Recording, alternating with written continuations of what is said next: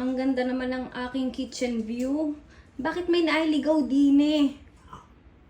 Diyos ko, Tortoli! Binigyan mo na naman ng content ang Mama Sisi. Pagalitan mo yan. Pagsabihan mo.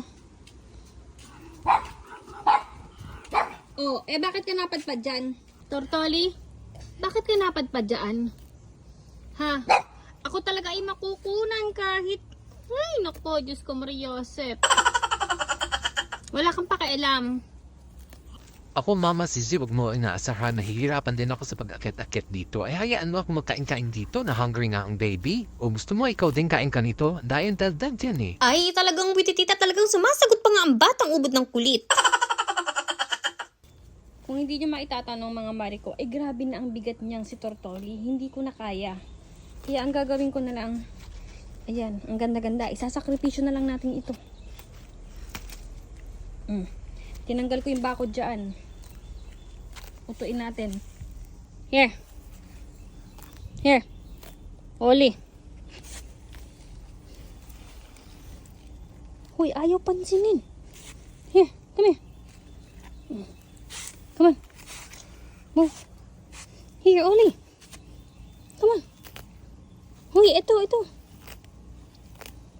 Kulit ng mama ko, yung chichang bulak-bulak na yun, 1 second lang sa akin, yung mga damo dito, ang tagal-tagal ko pa itong ubusin dito. Ano ba yan, ma? Mindset ba, mindset, ma? Pucha, ayaw pansinin, no? Oli, come on. Here. Ayaw niyang pansinin, me. Nakita niya kasi ang daming damo.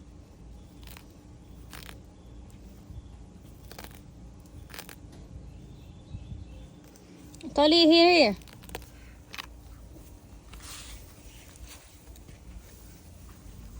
Yan, nauuto ko na. Come on.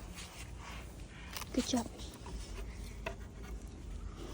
Bali, kailangan ko nang iwan dyan kasi ibabalik ko na itong bakod dito. Konyat, isa. Naikabit ko na yung level 2 na bakod. Tingnan nyo, pinipilit niya talaga. Level 3 yan. Talagang makulit na bata ito. Tingnan nyo! Hala!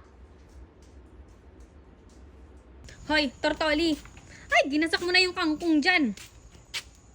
Tortoli! Tortoli! Ay, lagot ka sa ama mo. Ang kulit talaga. Ano ba meron dyan, ha? Damo. Ibinigan ka naman ng pagkain kanina. Ha? Kangkong yan. Kakainin nyo din yan. Wala na. Paano patutubo yung iba? Ginasak mo na. Ha?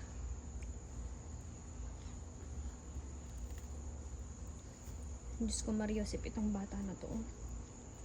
Hay nako mga mari ko, ay wait ko na nga kayong buhatin nga si Tortoli. Talagang hirap na ako. Kaya yun, tumawag na nga ako ng rest back. Tinawag ko na nga si Boss _ Mapagmahal 143. Do the work for me. Ellie, that's not for you.